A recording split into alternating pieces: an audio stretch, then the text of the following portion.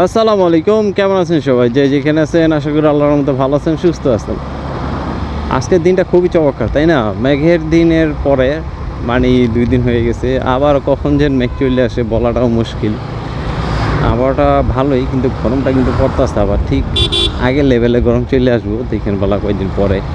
কারণ এইটা হইতেছে, বিষয়টা হইতেছে এমন, ঠান্ডার পরে কিন্তু গরম পড়বে, এটাই স্বাভাবিক। তো সব কিছু আমাদেরকে মানাই চলতে হয়। আর আছি এখন ঠিক আমাদের এরিয়ার ভিতরে, একটু দূরেই যাব। প্রত্যেকটা জায়গায় আপনাদের সাথে ব্লগ করার চেষ্টা করতেছি, আর পারফরমেন্স কিন্তু ভালো করার চেষ্টা করতেছি। সব হচ্ছে আপনাদের মানে সাপোর্ট, আর আল্লাহর রহমতে আমি এত দূর আগে যেতে পারতেছি। সবার আগে হচ্ছে আমার আল্লাহ। আল্লাহর রহমত না থাকলে আমি এত দূর আগে যেতে পারবো না। যদি আল্লাহর রহমত করে ইনশাআল্লাহ আপনাদেরকে আরও ভালো ভালো দিকগুলো দেখানোর চেষ্টা করব। তো কথায় অনেকটা দূর চলে আসলাম, আর আজকেও আরেকটি জিনিস নিয়ে আপনাদের সাথে শেয়ার করার চেষ্টা করব।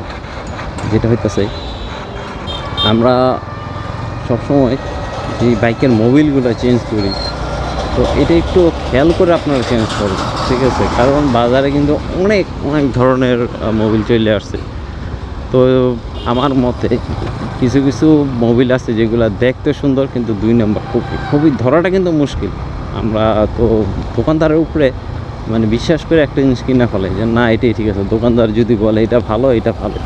কিন্তু কিছু ক্ষেত্রে আমাদেরকেও যাচাই করা দরকার। যদি আপনারা সবচেয়ে ভালো হয়, যেটা আমি বলি, প্রত্যেকটা বাইকের কিন্তু দোকান আছে বা সার্ভিস সেন্টার আছে, আছে, সবগুলো বাইকের আছে। আর প্রত্যেকটা বাইকের সার্ভিস সেন্টারে দেখবেন ওইখানে তাদের ভালো মানের মোবিল পাওয়া যায়। আবার আপনারা বংশালে গেলেও ওই যেসব দোকানগুলো আছে, মানে শোরুমগুলো আছে, বা হুন্ডার যেসব হুন্ডা কোম্পানি বা টিভিএস কোম্পানি যেসব দোকানগুলো আছে, শুধু তারা হুন্ডার পার্টস বিক্রি করে, ইয়ামা পার্টস বিক্রি করে, বা টিভিএসের পার্টস বিক্রি করে। তাদের কাছ থেকে যদি মোবিলটা নেন, আমার মনে হয় আপনারা একটা ভালো মানের মোবিল পাইবেন। আর যদি দেখা গেছে অন্য দিক দিয়ে যদি চিন্তা ভাবনা করেন, অন্য দিক দিয়ে বলতে যেমন একটা লোকাল দোকান থেকে একটু কমে নিয়ে নিলেন, তারা কিন্তু একটা বুঝ দেওয়া দেয় যে না, আসলে না একই জিনিস আমরা একটু কমে ছেড়ে দিই, সে আগর পাবো। কিন্তু আমি অবশ্য এমন একবার পড়ছিলাম, একটা মানে মোবিল কিনছিলাম দাম দিয়ে, কিন্তু পড়ে গেছিলাম 2 নম্বরে। বেশি দিন চালাতে পারিনি, মোবিলটা অনেক কালো হইয়া একটু ঘোলা ঘোলা কালার ওরকম হয়ে গেছিলো। একটা মোবিলে করছিল আমার। তারপর থেকে আমি আর ওই লোকাল দোকান থেকে মোবিল টোবিল নেই না। ও একটু কষ্ট করে বংশাল যাই, আর নেওয়াজ টিভিএস ভাইয়ের দোকান থেকে নিই। খুবই ভালো মানের মোবিল টোবিল পাওয়া যায় ভাইয়ের কাছ থেকে, কারণ সে শুধু টিভিএসে পার্টসই বিক্রি করে, আর টিভিএসেরই সব কিছু তার কাছে পাওয়া যায়। তো আপনারা যদি একটু কষ্ট করে যেসব দোকানগুলো আপনাদের আছে, মানে এলাকায় যেসব দোকানগুলো থাকে, যদি পরিচিত হয় তাহলে তো ভালোই, না হলে তো আপনারা একটু কষ্ট করে বংশাল যাবেন। বংশাল যেয়ে ওইখান থেকে একটা ভালো মানের মোবিল নেবেন। আর যেইটা হইতেছে, মোবিলে কিন্তু গ্রেড আছে, ভালো গ্রেডের, খারাপ কম গ্রেডের, ওসব মোবিলগুলো আপনারা একটু দেখে শুনে ইউজ করবেন। আর ফুল সেন্সিটিভ যেটা, এটা কিন্তু সব বাইকের জন্য না। আমাদের বাইকের জন্য যেমন ফুল সেন্সিটিভ 2.4টা, আবার দেখা গেছে পালসারের কিন্তু মনে হয় না আছে, আবার জিক্সারও নাই, কারণ জিক্সার হইতেছে 850 mAh, আমাদেরটা হচ্ছে 1200 mAh। তো প্রত্যেকটা বাইকের কোনো না কোনো বেশ কম আছে। পালসার হচ্ছে 1000 mAh, আর ইয়ামাহা ফেজারও সম্ভবত 1000 mAh। আমাদের একটু বেশি, আবার কোনোটা একটু কম। কারণ বেশি হইতেছে কারণ এটা 4 বাল্ব, তার পারফরমেন্সটা বেশি, আর প্লাস ইঞ্জিনের শক্তিটাও বেশি, এর জন্য হয়তো এটার একটু পারফরমেন্সটা ইঞ্জিনের মোবিলটা একটু বেশি দেওয়া হয়েছে। আমি জানি না আসলে অত কিছু।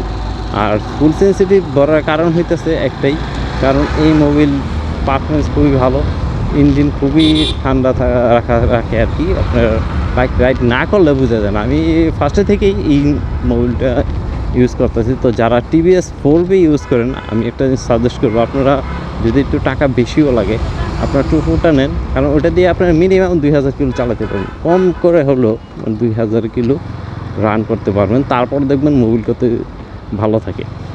তো এই জিনিসগুলো যদি আপনারা খেয়াল করেন, আমার মনে হয় একটা ভালো বাইকের পারফরমেন্স পাবেন, আর বাইকও আপনাদের ভালো থাকবে। আর একটা জিনিস হইতেছে, আপনার টাইমলি মানে টাইম টু টাইম মোবিলটা চেঞ্জ করবেন। কারণ হইতেছে অনেকেই একটা মোবিল কেনার পর কী করে জানেন, মিনিমাম যেটা চালানো যাবে 1000, তারা 1500-1600তে নিয়ে মোবিলটা চেঞ্জ করে। তখন কিন্তু গাড়ি চলবো আপনার, কিন্তু গাড়ির পিস্টনের দিক দিয়ে একটু প্রেশার পড়বো বলতে হয় কি, যেমন একটু কালো টালো হয়ে যাবে, আর অনেক কিছু।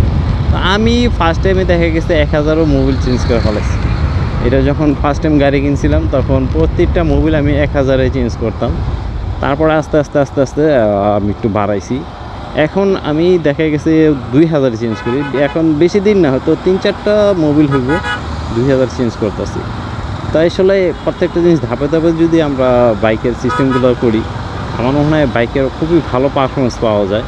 আর নিজের এক হাতে বাইক চালালে আরও একটু ভালো পারফরমেন্স পাওয়া যায়। জ্যামে পড়ে গেছি এখানে, তো জ্যাম বললাম না গেছি।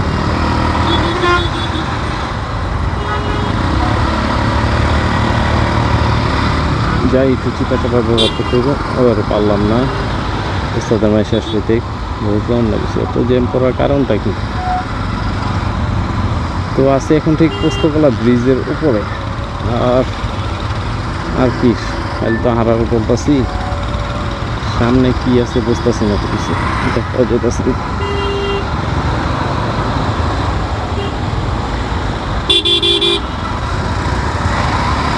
ও মনে হয় এইগুলোর জন্য জ্যামটা লাগছে, এই যে ভ্যান গাড়ির জন্য, ঠেলা ভ্যানগুলো রাস্তায় কাজ চলতেছে এই জন্য হয়তো। তো কথায় কথা অনেকটা দূর চলে আসছি, যেটা হচ্ছে পোস্তকলা জুরাইন। ব্লগটা এখানেই শেষ করে দিই, কী বলেন, কারণ এত বড় ব্লগ আপনাদেরও ভালো নাও লাগতে পারে। তো দেখা হচ্ছে আপনাদের সাথে যে কোনো নতুন ব্লগ নিয়ে, যে কোনো নতুন কিছু নিয়ে। আর যেসব দিকগুলো আমি বললাম, আমার মনে হয় যদি আপনারা একটু নিজেরা খেয়াল করেন, সব কিছু নিজেরাই করতে পারবেন। আর সব জিনিস না, সব জিনিস বলতে যেমন বাইক সার্ভিসটা কিন্তু নিজে নিজে করতে পারবেন না, ওইটা আবার টেকনিশিয়ান দ্বারাই করতে হয়। যেমন মোবাইলটা নিজে চেঞ্জ করতে পারবেন, কিছু জিনিস আছে টুকটাক নিজে শিখে রাখলেন, ওইটা আপনার জন্য ভালো হবে। আর কি বলবো, আর তো সামনে যাই, তারপর ইনশাল্লাহ আপনাদের কাছ থেকে আমি বিদায় নিই, কারণ সামনে হইতেছে ব্যস্ততম রুট, এই রোডে আসতে যাওয়াটাই ভালো।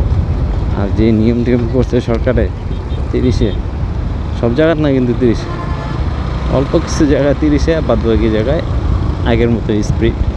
আর এমনিতেও সবাই 60-এ বা 65-তে এরকম বাইক টাইপ করে, এর বেশি না, এটা আপনি আমি সবাই।